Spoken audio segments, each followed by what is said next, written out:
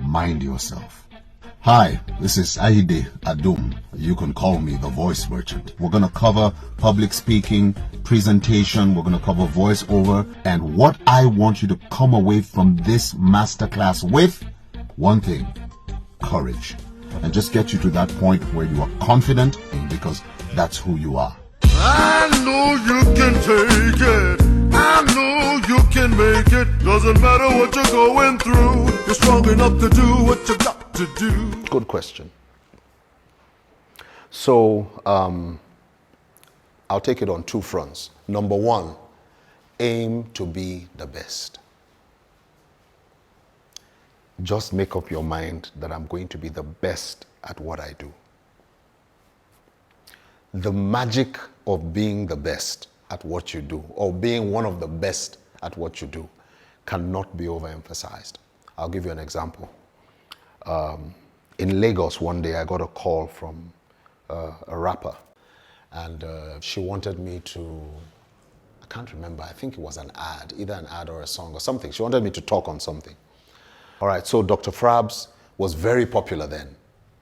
And so we needed to go to his place to record. Now, being popular, I figured he'll be living in a nice part of town.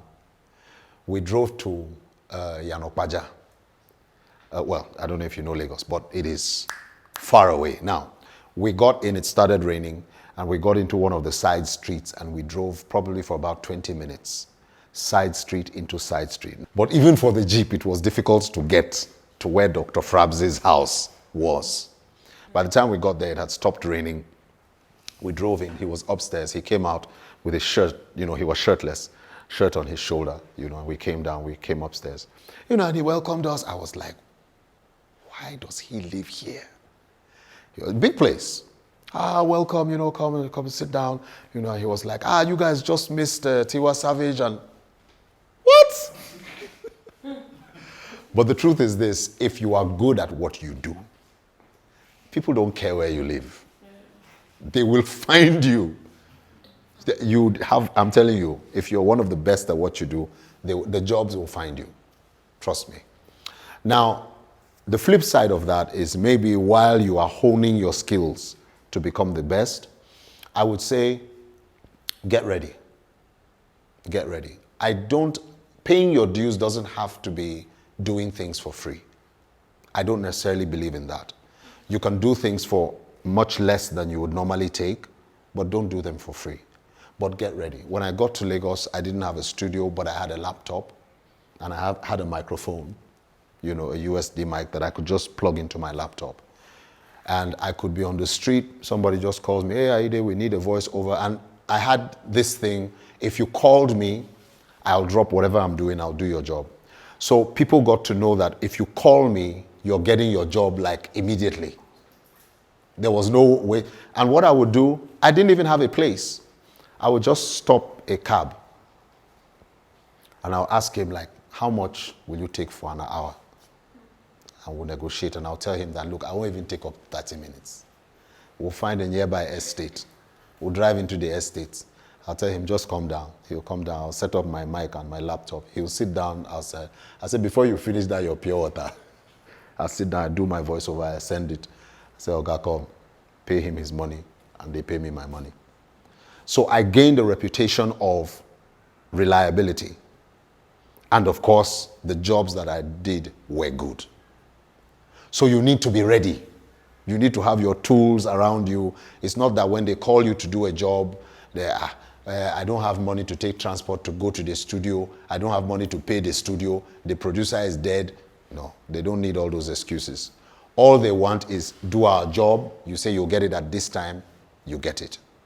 And once you build that reputation, you'll find out that, what I did in Lagos was I worked with a radio station, and then I resigned from the radio station, and then I went on my own. Within about a year, 6 months and a year after that, I was making at least 3 times my salary outside the radio station. By the second year, I was making about 10 times my salary. And then people got to know that I was in Lagos because my voice was all over. every radio station. It was like back to, I knew radio presenters, at least 2 of them, that told me that they tried to break my adverts that have my voice on them with other people's adverts, just so that it's not my voice, my voice, my voice, my voice, my voice. That's how much work I was doing. Don't do it. Don't do it. Don't do it. Don't do it. Okay, so I've done voiceovers for Bonvita, for Indomie, you know, brands that require a light voice, a voice children can relate to.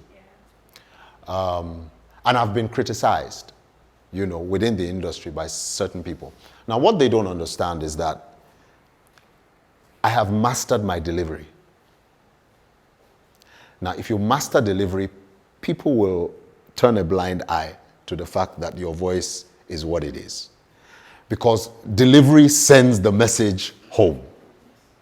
And that's why they would hire me to do those things. But ideally, my voice was not the kind of voice that they wanted. Now, one niche that I have is beer adverts, anything alcoholic. We call them beer voices. We're very few of them, few of us that can handle it. You know, it's not just the depth of the voice. It's the delivery, it's the gravitas, it's the luxury that you bring to your voice. You know, you really need to make people feel, you really need to deceive people into thinking that beer is really good for them. I'm sure we can edit that part out. So if you were given, you know, if they said, come and do a beer advert, you know, it would be a bit of a struggle. You likely wouldn't be able to do it. And so those kind of jobs, I have turned down a couple of jobs, you know, where I just felt this isn't matching. One of them is promos. I don't like promos. Why? Because promos are high energy, you know. Redmi international phone. Redmi is the phone. You know, that high energy, and it's just going and it's going and it's going. It's very difficult for me. I've had to do it in the past. I think I've done it a couple of, you know, some of my friends that knew me from way back when. Sometimes they'll. Now, again, what I mastered was delivery. So because I can get into it and do it, but it's not for my voice. It's not my style. It takes too much energy out of me. So there are jobs that you may need to turn down if you have a particular kind of voice, but not too many. If you master, delivery really gives you a lot of versatility. People will forgive you. Yeah. Oh, absolutely. Absolutely. I can't tell you the number of times when I've been given a script and I read, and you see, when you get it right, you get all the inflections. When you get it right, you know. There's something in here, you know. You just read, and I've had an experience where the client was in the studio, yeah? And I read it. Look, the first take, I knew this was the take. I can't describe it. It just settles. When you do it, you feel like, yes, that's it. But the client said, no, it's not exciting enough. And then we spent about an hour and a half. And I think I must have done maybe 10 or 12 other takes. No, this one is okay, but it was flat when he got here. You know, but we've learned over the years. And eventually the producer went back to the first take I did. And when he played it, the client said, that's it. That's exactly. But the truth is, whether it's up on stage, sometimes you get up on stage. I did a bit of comedy for a few years. And at the time I was invited to a church in Victoria Island. They were having a Christmas ball.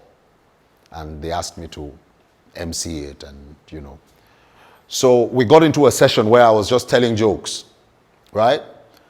And, you know, when the flow comes, and we got to this point where even when I would just pause and just look at them, they would burst out laughing. The energy in the room was just at that place where it didn't matter what I did anymore. They just found it funny. Oh, he's so funny. He's so funny, So you do get to that place where yeah, I got it. This is it. Both with your voice and your presentation. In a world where you click subscribe, go on, click the button,